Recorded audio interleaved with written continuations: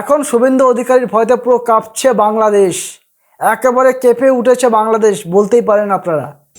এই সেই শুভেন্দু অধিকারী যাকে নিয়ে পুরো বাংলাদেশের মিডিয়া থেকে শুরু করে নেতা নেত্রী থেকে শুরু করে সাধারণ মানুষ, বিরোধী নেতা, সরকারের পক্ষের লোকজন সবাই যেন একেবারে ভয়তে কাঁপছে, সবার যেন মাথা ব্যথা একেবারে পুরোপুরি বেড়ে গেছে। আমার কথা হচ্ছে, শুভেন্দু অধিকারীকে নিয়ে এত কিসের ভয় আপনাদের? আপনারা কেন এত তাকে নিয়ে চিন্তা করছেন? তিনি যাই বলুক না কেন তাকে নিয়ে আপনারা ভাবছেন, তাকে নিয়ে আপনারা ভয় পাচ্ছেন যে শুভেন্দু অধিকারী এটা করে ফেলবে, ওটা করে ফেলবে, এই করবে, সেই করবে, হ্যান করবে, ত্যান করবে, এত কিছু আগাম ভাবনা আপনারা কেন ভাবছেন? শুভেন্দু অধিকারীকে নিয়ে আপনারা যারা বাংলাদেশের লোকজন আছেন তারা প্রচণ্ড পরিমাণে ভাবছেন, এত ভাবার দরকার নেই। আপনারা মোদিকে নিয়ে এতটা ভয় পেতেন না যতটা শুভেন্দু অধিকারীকে নিয়ে এখন ভয় পাচ্ছেন, যারা দেখতে পাচ্ছি। তাহলে চলুন আজকে এই শুভেন্দু অধিকারীকে কেন বাংলাদেশের লোকজন বিশেষ করে এখন সবচেয়ে বেশি ভয় পাচ্ছে, কেন শুভেন্দুর ভয়তে কাঁপছে বাংলাদেশ, সেটা নিয়ে একটু একটু করে জানা যাক। সবটাই আমি বলবো আপনাদেরকে, আপনারা দেখতে থাকুন সাজবেলা, আর আমি রয়েছে সুজা। যদি ভিডিওটা ভালো লাগে না অবশ্যই চ্যানেলটিকে সাবস্ক্রাইব করে পাশে থাকবেন। চলুন শুভেন্দু অধিকারীর বিষয় নিয়ে আগে একটা কথা বলা যাক। শুভেন্দু অধিকারী একজন হিন্দুত্ববাদী নেতা, তিনি বিজেপির একজন নেতা। সব থেকে বড় কথা, যখন এই পশ্চিমবঙ্গের মাটিতে বিজেপি যখন ক্ষমতা আসলো তারপর থেকেই বাংলাদেশের একটা বেশ একটা তাদের মধ্যে কি বলবো, একটা তারা নড়ে চড়ে উঠেছে।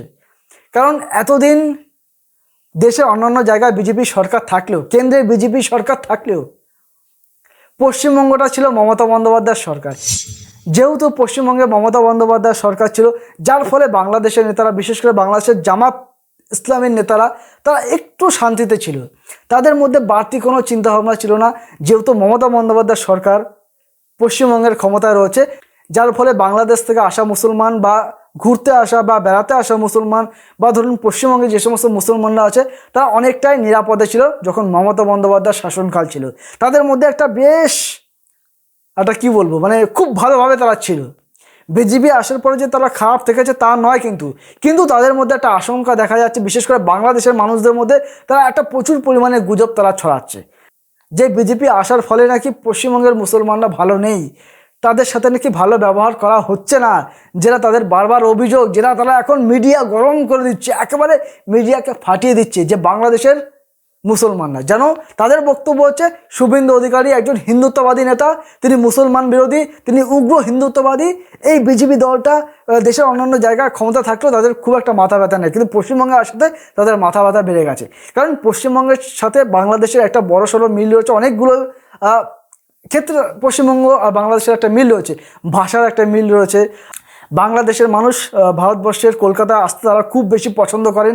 কলকাতার চিকিৎসা ব্যবস্থা হোক, বা কলকাতায় ঘুরতে আসা হোক, বা কলকাতায় ধরুন কাজ বাজার সন্ধানে হোক, বা কলকাতাকে পার করে অন্য কোনো দেশে যাবার জন্য, যে কোনো কারণে বাংলাদেশের মুসলমানরা তারা কলকাতায় এসে খুব ভালো লাগতো তাদের। কারণ দুটো দেশেরই মানে পশ্চিমবঙ্গের ভাষা বাংলাদেশের ভাষা তো একই, জীবন জীবিকাও প্রায় একই রকম, লাইফ স্টাইল সম্পূর্ণ একই রকম, যার ফলে একটা মিল ছিল।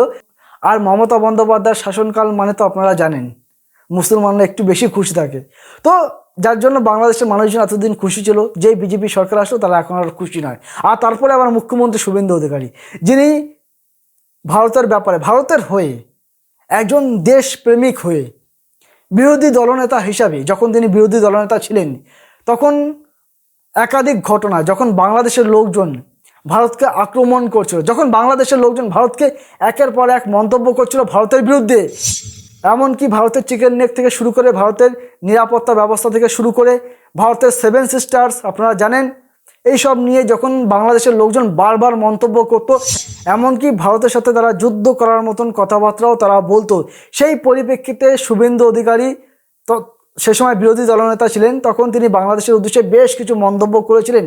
একজন দেশপ্রেমিক মানুষ হিসাবে, একজন দেশের নাগরিক হিসাবে, আমি বিরোধী দলনেতা, মুখ্যমন্ত্রী এসব পদগুলো বাদ দিলাম, একজন দেশপ্রেমিক হিসাবে তো শুভেন্দু অধিকারী যে সমস্ত মন্তব্যগুলো করেছিলেন, যেভাবে তিনি চোখে চোখ রেখে তিনি কথা বলেছিলেন, সেই মন্তব্যগুলো আজকে বাংলাদেশের মিডিয়াতে বেশ ধারাও করে প্রচার করা হচ্ছে যে শুভেন্দু অধিকারী এই বলেছেন, শুভেন্দু অধিকারী মুসলমানদের ওই বলেছেন, তিনি বাংলাদেশকে দখল করে নেবেন, তিনি এই করবেন, সেই করবেন, হ্যান করবেন, ত্যান করবেন, এইভাবে আমাদেরকে ভয় দেখিয়েছিল সেই শুভেন্দু অধিকারী এখন বাংলার মুখ্যমন্ত্রী। তাহলে এবার মুসলমানদের কী হবে, বাংলাদেশের কী হবে, পশ্চিমবঙ্গের যারা মুসলমান ভাই বোনেরা রয়েছেন তাদের ভবিষ্যৎ কী হবে, সেটা নিয়ে তারা এখন সরগরম, তারা এটা নিয়ে এখন বেশ প্রচারে রয়েছেন। তারা দেখাতে চাইছেন যে শুভেন্দু অধিকারী আসার জন্য নাকি বাংলার মানে পশ্চিমবঙ্গের যারা মুসলমান সমাজের মানুষজন তারা নাকি ভালো নেই, যেটা বারবার বাংলাদেশের থেকে এখন বেশ চড়া সুরে প্রচার করছেন। এমনকি শুভেন্দুর ভয়তে তারা কাঁপছেন। কেন কাঁপছেন? শুভেন্দু অধিকারী কি বলেছিলেন যে তারা এত ভয় পাচ্ছেন, যেই কথাগুলো তারা বারবার প্রচার করছেন। চলুন সেটা একটু দেখে নেওয়া যাক। দেখুন, শুভেন্দু অধিকারী তিনি সীমান্ত নিয়ে মন্তব্য করেছেন, তিনি বাংলাদেশে অনুপ্রবেশকারী সেই বিষয়গুলো নিয়ে তিনি মন্তব্য করেছেন। তিনি এনআরসি এমনকি সিএএ এই দুটো বিষয় নিয়ে তিনি বারবার মন্তব্য করেছেন। শুধু যে তিনি মন্তব্য করেছেন এমনটা নয়, তিনি একেবারে কড়া অবস্থান নিয়েছিলেন। তারপরে আপনারা খুব ভালো করে জানেন যে বাংলাদেশে যে সমস্ত ঘটনাগুলো ঘটেছে, বিশেষ করে ইউনূস সরকার থাকাকালীন বাংলাদেশে একের পর এক ঘটনা ঘটেছে।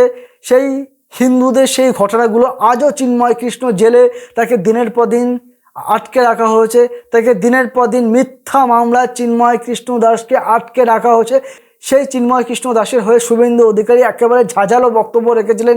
এমনকি পাশাপাশি আপনারা খুব ভালো করে জানেন দীপু চন্দ্র দাস, তার সাথে যা হয়েছে, খোকন চন্দ্র দাস, তাদের সাথে যা যা ঘটেছে, সেই ঘটনার পরিপ্রেক্ষিতেও এই শুভেন্দু অধিকারী একেবারে কড়া অবস্থান নিয়েছেন। তিনি বাংলাদেশের বিরুদ্ধে কথা বলেছিলেন, এমনকি কড়া মন্তব্য করেছেন। বিশেষ করে বাংলাদেশে হিন্দুদের সাথে যা যা ঘটনা ঘটেছে সেই হিন্দুদের ঘটনার পরিপ্রেক্ষিতে এই শুভেন্দু অধিকারী, আমাদের পশ্চিমবঙ্গের মুখ্যমন্ত্রী শুভেন্দু অধিকারী, তিনি একেবারে কড়া অবস্থান নিয়েছিলেন। বাংলাদেশের বিরুদ্ধে তিনি কথা বলেছিলেন, যেটা বাংলাদেশিদের মধ্যে এখন খুব ভাবাচ্ছে, যেটা বাংলাদেশিদের একেবারে চিন্তার সবচেয়ে বড় কারণ হয়ে দাঁড়িয়েছে। ও তাছাড়া আপনাদেরকে আরও একটা বিষয় জানিয়ে রাখি যে বাংলাদেশের লোকজন কেন বেশি ভয় পাচ্ছে। তার কারণ হচ্ছে বাংলাদেশে ইতিমধ্যেই আমরা জানি যে অনেক রোহিঙ্গা মুসলমান তারা বাংলাদেশে রয়েছেন, তাদেরকে আশ্রয় দিয়েছে বাংলাদেশ। সেই আশ্রয় দিয়েও বাংলাদেশ আজও নাজেহাল, তারা আজও হিমশিম খাচ্ছে সেই রোহিঙ্গাদের সামলাতে। তার মধ্যে যদি ফের ভারতের থেকে যদি একাধিক অনুপ্রবেশকারী যদি আবার বাংলাদেশে যায়, তাহলে কিন্তু বাংলাদেশের অবস্থা আরও বেশি খারাপ হতে পারে, বাংলাদেশের পরিস্থিতি কিন্তু আরও বেশি হিমশিম খেতে পারে, বাংলাদেশের অনেক বেশি সমস্যা দেখা দিতে পারে। যার জন্য কিন্তু বাংলাদেশ আরও বেশি করে চিন্তিত।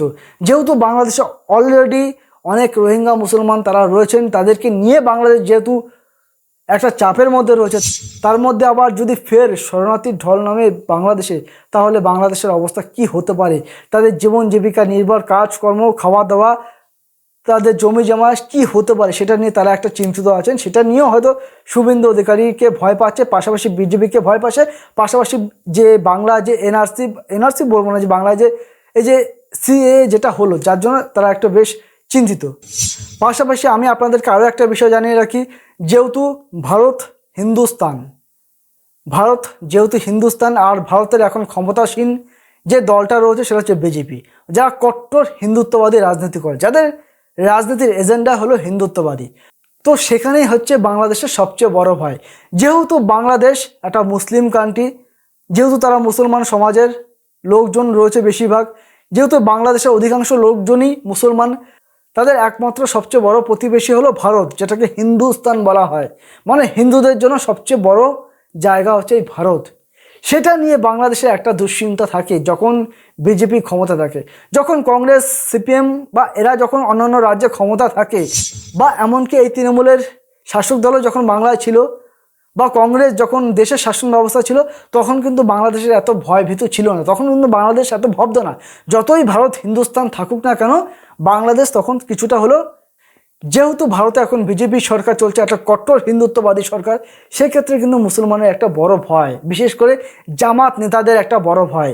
যে জামাতরা কট্টর মুসলিমপন্থী নেতা, যারা মুসলমানের জয়গান করে, সেই জামাতদের মধ্যে এখন বেশি ভয় যে হিন্দু মুসলমান এই যে হিন্দু মুসলমান ব্যাপারটা তাদের মধ্যে চলে আসে, যে হিন্দুদের জন্য মুসলমানরা কোনোভাবে ক্ষতিগ্রস্ত হবে না তো, বা মুসলমানদের জন্য হিন্দুদের কিছু হবে না তো, মানে এই যে ভাবনা চিন্তা তাদের মধ্যে সবসময় কাজ করে। তারা বারবার পশ্চিমবঙ্গকে একের পর এক কটাক্ষ করছে। তারা পশ্চিমবঙ্গের এই রাজনৈতিক উত্থান, পশ্চিমবঙ্গের এই বর্তমান শাসন ব্যবস্থা নিয়ে তারা একেবারে মানে কি বলবো, একেবারে বিশাল প্রচারণা তারা করছেন, বিশাল, তার মধ্যে প্রচুর পরিমাণে ফেক নিউজ তারা ছড়াচ্ছেন।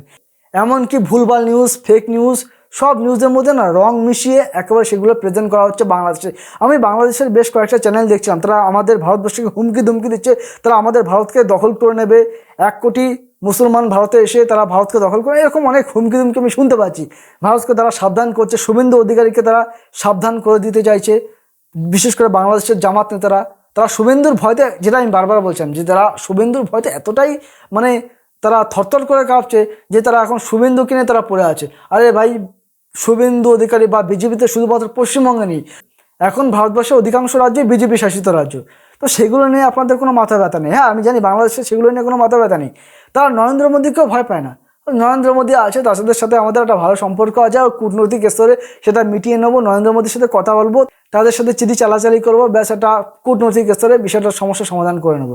কিন্তু তারা সবচেয়ে বেশি ভয় পাচ্ছে কোথায়? শুভেন্দু অধিকারীকে। যেহেতু শুভেন্দু অধিকারী গরম গরম বক্তব্য রেখেছিলেন, যেহেতু শুভেন্দু অধিকারী হিন্দুদের পাশে দাঁড়িয়ে বাংলাদেশকে কড়া বার্তা দিয়েছিল, যেহেতু শুভেন্দু অধিকারী মুসলমানদেরকে বিশেষ করে অনুপ্রবেশকারী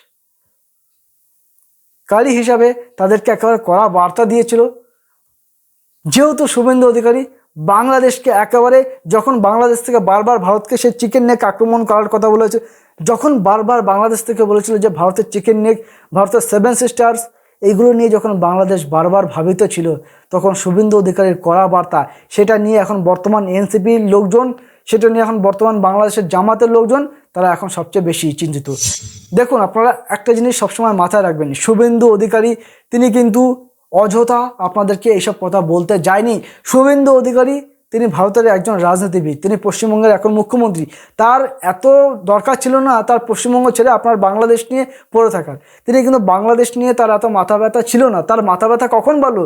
আজকে আপনারাই, অর্থাৎ বাংলাদেশের জামাত বা মৌলবাদী মানুষজন, তারাই শুভেন্দুকে এই বলার সুযোগটা করে দিয়েছিলেন। সেই সময় আপনারা মৌলবাদী নেতারা একটার পর একটা এমন এমন কাণ্ড ঘটাচ্ছিলেন, যার ফলে তিনি বলতে বাধ্য হয়েছেন, কিছু করার নেই। হ্যাঁ, তিনি খালি বলেছেন তা নয়, কিন্তু এখন কিন্তু শুভেন্দু অধিকারী রাজ্যের মুখ্যমন্ত্রী, তিনি যেটা বলেন তিনি কিন্তু সেটা করেও থাকেন। আপনারা সাবধানে থাকবেন, আপনারা ভালো থাকবেন, অযথা ভারতের সাথে যেচে আসার দরকার নেই। আপনারা আপনাদের মতন থাকুন, বাংলাদেশের লোকজন আপনারা ভালো থাকুন, পশ্চিমবঙ্গকে পশ্চিমবঙ্গের মতন থাকতে দিন। আপনারা যে বারবার প্রচার করছেন যে পশ্চিমবঙ্গের মুসলমানরা ভালো নেই, কেন ভালো নেই? তারা সবসময় ভালো আছে। কিছু কিছু জায়গায় বিক্ষিপ্ত অশান্তি বা কিছু কিছু জায়গায় বিক্ষিপ্ত কিছু কিছু ঘটনা ঘটেছে, তবে সেগুলো সম্পূর্ণ ছিল রাজনৈতিক। সেখানে অনেক হিন্দু লোকদেরও সাথেও ঘটেছে, সেই জন্য সেখানে শুধুমাত্র মুসলমান বলে কোনো কথা নয়। আপনারা একটা জিনিস মাথায় রাখবেন, শুভেন্দু অধিকারী তিনি মুখ্যমন্ত্রী হওয়ার পরে, তিনি মুখ্যমন্ত্রীর শপথ নেওয়ার পরে তিনি একটা কথা কোনো পরিষ্কার বলেছেন যে তিনি সবার মুখ্যমন্ত্রী। তিনি সবার মুখ্যমন্ত্রী, অর্থাৎ তিনি আমাদের এই পশ্চিমবঙ্গের যে ধর্মের মানুষই বসবাস করুক না কেন, তিনি সবার মুখ্যমন্ত্রী। তিনি সবার সাথেই তিনি থাকবেন, তিনি সবার জন্য উন্নয়ন করবেন। তাকে আলাদাভাবে হিন্দুত্ববাদী নেতা, হ্যাঁ ঠিকই মানছি, তার মানে যে তিনি শুধুমাত্র হিন্দুদের হয়ে কাজ করবেন, হিন্দুদের উন্নয়নে কাজ করবেন, এমনটা কিন্তু নয়। তিনি হিন্দু, মুসলিম বা অন্যান্য যে সমস্ত ধর্মাবলম্বী মানুষ আছেন সবার সাথেই তিনি কাজ করবেন, সবার পাশেই তিনি থাকবেন। তাই অযথা শুভেন্দুকে নিয়ে আলোচনা করার দরকার নেই। শুভেন্দুর মতন রাজনীতি করুক, আপনারা আপনাদের মতন রাজনীতি করুন, ঠিক আছে? আর যেটা বলবো, বাংলাদেশি কিছু অনুপ্রবেশকারী রয়েছে পশ্চিমবঙ্গে, সেটা হয়তো আগামী দিনে SIR যেটার মাধ্যমে হয়তো কিছু এদিক ওদিক হতে পারে, তো সেটা দেখা যাক কী হয়। তাই বলে এটা নিয়ে অযথা ভাবার কোনো দরকার নেই। আর পুশ ব্যাক যেটা নিয়ে আপনারা বলছেন যে পশ্চিমবঙ্গ থেকে অনেক মানুষকে বাংলাদেশে পাঠিয়ে দেবে, যদি সেরকম পাঠাবার মতন হয় অবশ্যই পাঠিয়ে দেবে, সেটা নিয়েও ভাবার কিছু নেই। হ্যাঁ, তো যাই হোক, এটা নিয়ে অযথা চিন্তা করার দরকার নেই। আপনারা খুব ভালো থাকুন, আপনারা সুস্থ থাকুন, বাংলাদেশের প্রতিটা মানুষের সুস্থতা কামনা করি। আপনারা খুব ভালো থাকুন, অযথা ভারতকে নিয়ে চিন্তা করার কোনো দরকার নেই। তাহলে চলুন, প্রতিবেদনটা আমি এখানে শেষ করলাম। যদি ভিডিওটা ভালো লাগে আপনারা অবশ্যই আমাদের পাশে থাকবেন।